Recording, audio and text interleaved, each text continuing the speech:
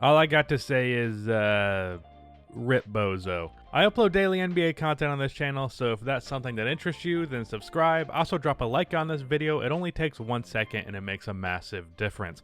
So today I am doing what nobody asked me to do, but yet I do all the time, which is I'm talking about the Chicago Bulls and what they should do in the 2020 offseason. So there are a lot of different things the Bulls could actually do this year.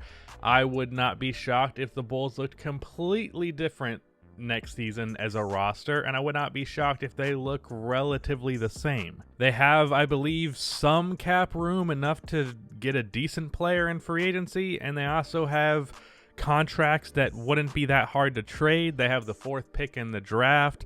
They have Zach LaVine, who could potentially be traded. Really anybody on this team besides for like Kobe White and Wendell Carter Jr. could be traded. I don't expect LaVine, Markkanen, or anybody like that to be traded, but it's not impossible. There's Otto Porter Jr.'s player option, which he will probably accept, but it's possible that he doesn't, and then that clears up $30 million in cap space. Maybe they use that to sign a guy like Fred VanVleet. But there's a lot of directions the Bulls can go, so I wanted to give the direction that I wanted to see the team go. So one of the things that I have been suggesting for this team is trading for Chris Paul. And this might seem like a short-sighted move, but I actually don't think it is because of the effect that Chris Paul can have on other players. As I've seen with this year with the Miami Heat and the Oklahoma City Thunder, I've really grown an appreciation for how impactful culture is over anything else. We also saw this with the Brooklyn Nets when they were about D'Angelo Russell and Kenny Atkinson. And I just think that culture is huge, and if you can establish a good culture, then you should do it. And I think Chris Paul, with what he brought to Oklahoma City, I want him to bring that to Chicago, because I think that culture is going to persist in Oklahoma City even after Chris Paul is traded. So in the case of the Bulls trading for Chris Paul, even after Chris Paul is either on another team or retires, what he brings to Kobe White, Zach LaVine, Larry Markkanen, Wendell Carter, Chandler Hutchinson, whoever else is they draft maybe, he's going to bring this leadership and this culture that is A, going to get the Bulls winning more games now, and B, going to get them winning more games in the long term. So I think that's an investment in the long term while also being very impactful in the short term. You get Chris Paul, I would say confidently that the Bulls make the playoffs if they have Chris Paul. Without him, I don't know. Another option, trading for a veteran point guard, I am less in favor of, even though he'll be able to be here longer term and he is cheaper. There is Drew Holiday. Problem with that is Drew Holiday, as good as he is as a player, I don't think he really has that leadership or culture value that Chris Paul has. So I would rather get Chris Paul, even though on paper, just as players, Drew Holiday is probably a better guy to acquire because he's 31, I think, and Chris Paul is 35, and he makes much less money a year. However, Chris Paul, I think, will be more impactful on the Chicago Bulls short-term and long-term. So what would a Chris Paul to the Bulls trade package look like? Well, Otto Porter Jr. and him accepting his player option would be a part of that to get that salary in there. And then I imagine the Bulls would try to hold on to the number 4 pick. I think if you just did that contract and then 2 Bulls first-round picks, one of them protected, and these being future first-round picks, as well as probably Chandler Hutchison and Daniel Gafford, and that's probably it. Maybe a couple second-round picks. I think that could net you Chris Paul. I think that's better than some of the trades that are being proposed for the Milwaukee Bucks. Although a Bucks 2023 first-round pick could end up being very valuable, but it's looking like Giannis is going to sign the Supermax, so don't know about that one. And I think that's worth it for Chris Paul. I would do everything in my power to hold on to number 4 without trading any of your young guys and Markkanen, Wendell, Kobe, and I don't really consider Zach a young guy, but I wouldn't want to trade him either. So you could have your starting lineup be Chris Paul, Zach LaVine, someone at small forward, you'd have to sign somebody, and then Larry Markkanen and Wendell Carter Jr. with Kobe White coming off of the bench under Chris Paul's wing. Another direction the Bulls can go is trading Zach LaVine, and I would really only be in favor of this if we traded up in the draft or even just traded for like a very good first round pick. Maybe just we keep number 4 and we get like the 5th or 6th pick for Zach LaVine. These are just hypotheticals here, obviously, but like I've mentioned the idea of Zach LaVine for the first pick. I would not do that at all in the Timberwolves shoes. However, the Timberwolves seem insistent on trading that pick for an established scoring player. And Zach LaVine is like a poor man's Devin Booker, and you're not getting Devin Booker for the number 1 pick. So I do understand that reasoning, or I don't understand it, but I do feel like it's going to happen because the Minnesota Timberwolves are an incompetent organization. Not feel like it's going to happen, but feel like it's something that could happen. But I would not trade Zach LaVine unless it was for a very good offer.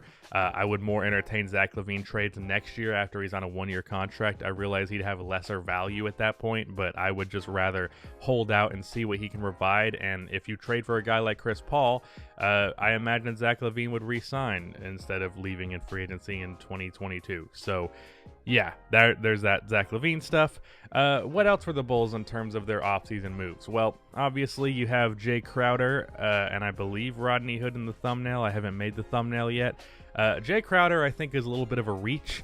The real guy that I want to see this team get, I'd rather have Jay Crowder, but the more realistic player is JaMychal Green. I feel like JaMychal has been very underrated for his entire career, especially recently. The fact that I consider JaMychal Green a better player than Marcus Morris. So he's probably, you could probably get him for like $8 million a year. Crowder's probably going to get more like 12 after the season he just had with the Miami Heat. And I think Crowder's just going to stick with the Miami Heat, so that's probably not going to be a thing. If not that, he's probably going to join a contender over the Bulls, maybe like the Dallas Mavericks or something. But so I'd sign JaMychal Green. I would also try and trade Thaddeus Young. As good as Thad Young is, he doesn't really fit in the modern NBA, and he especially doesn't fit on this team.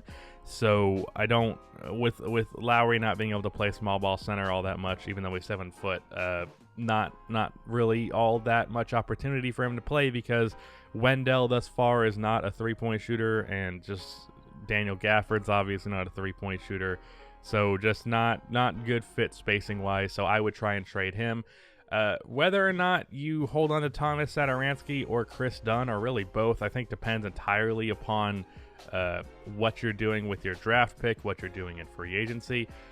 So here's my ideal scenario for the Chicago Bulls, just keeping everything going exactly as I would want, probably a little bit unrealistically well. The Bulls trade a 2021 and 2022 first round pick, the 2022 being protected, was probably like a top 5 protection, Chandler Hutchinson and Daniel Gafford, as well as Otto Porter Jr.'s contract to the Oklahoma City Thunder in exchange for Chris Paul. And then the Bulls with the number 4 pick draft Denny Avdija. He can be a 3-and-D guy while also being able to put the ball on the court, and he has ability to create for others, so that would improve the playmaking of this team on top of Chris Paul. So the Bulls starting lineup would be Chris Paul, Zach LaVine, Denny, Lauri Markkanen, and Wendell Carter Jr. Off of the bench, we have Kobe White, Rodney Hood, who I'd like to see the Bulls sign for some more offense off of the bench. You could also probably get him for about $8 million a year. JaMychal Green. And then you can probably sign some cheap center like Nerlens Noel or something like that to just fill out the backup 5 spot. And I would love to see that Bulls team. And then Billy Donovan, he just coached Chris Paul and Nerlens Noel, ironically. I just kind of threw that name out there, but that's something. I would love to see that team. The first round picks for Chris Paul would not feel amazing. It would, if the Bulls especially are really just not going to get that far without drafting somebody, that would hurt. But I need to see this team start competing before I lose my goddamn mind. And I do think these would be good options for the Bulls to actually start to head in a positive direction. I don't think our Karnisovas or Karnisova, however you pronounce it, I've heard both and I have no idea. I haven't bothered figuring it out. Whichever one it is, I don't think he is planning on like resetting again. I think he wants this team to compete. I feel like there'd be a lot more drastic moves being rumored by now if that's what he was planning on doing. So I think he's going to go in the direction of starting to try and compete. And I think trading for a guy like Chris Paul, holding on to that number 4 pick to get a guy like Denny, and then just filling out the roster with good role players is the direction to go. I will say I'd also probably try and re-sign Chris Dunn. He brings a lot of defense to this team, and while he cannot shoot the ball to save his fucking life, he's very much an Andre Roberson type of player where his impact on defense is so significant and makes up for the fact that he's a 0 on offense. So then your bench could be Kobe White, Chris Dunn, Rodney Hood, Jermichael Green, and Nerlens Noel. The exact cap details of this I have not entirely worked out. That's why I've mentioned trading Thomas Satoransky and Thad Young. Don't know what the exact deals there are, but like if you can get off of that salary, then that'd be fantastic. Both of those guys, their third year is like non-guaranteed, so it's a 1-year contract that you can move. Yeah, that's just kind of my thoughts on what the Bulls can do in this offseason. I wouldn't be surprised if they just like took Killian Hayes or Denny, and then in free agency they just signed like 2 role players, and that was pretty much all they did. That's a conservative option that I wouldn't be shocked if they did. But I would like to see them be a little bit more bold and make a little bit more risky decisions, because I want to see this team start competing, and that's what I would do if I was in Artuis Karnisovas or Karnisova's shoes. So yeah, that's what I think the Bulls should do in free agency and in this offseason in general. That is the end of this video. Please be sure to like and subscribe for more NBA content like this, and cue the outro music.